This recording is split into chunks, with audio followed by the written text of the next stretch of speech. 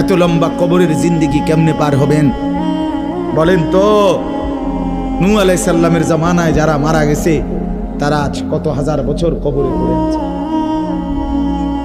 ইব্রাহিম আলাইহিস সালামের জামানায় যারা মারা গেছে তারা আজকে কতদিন কবরে পড়ে আছে।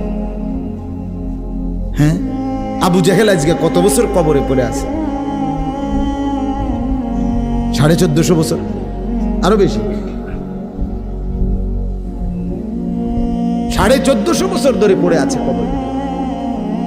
এরপরে তো হাসরের মাঠ, এরপরে তো ফুলসেরাত, এরপরে তো জাহান্নাম, আর তো রইছে। তাহলে দুনিয়ায় থাকলি কতদিন, কবরে পড়ে রইলি কতদিন? আপনি বলেন। আবু জেহেল দুনিয়াতে ছিল 800 বছর, কথা কন না? আবু লাহাব দুনিয়াতে জীবিত ছিল 900 বছর, তো কবরে আছে কত বছর? তো বাঁচছে কয় বছর? নাহলে 60 বছর, নাহলে 70 বছর, ঠিক কি না বলেন? তাহলে দুনিয়ায় ছিলি কতদিন, কবরে আসত কতদিন? আচ্ছা, এই কথাই এখনই মনে হইল।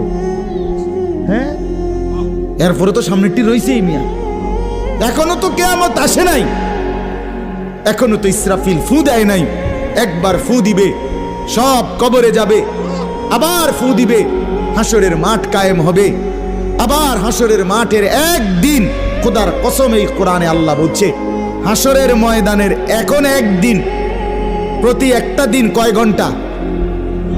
হাসরের একদিন আল্লাহ বলছে 50,000 বছর, 50,000 সানা,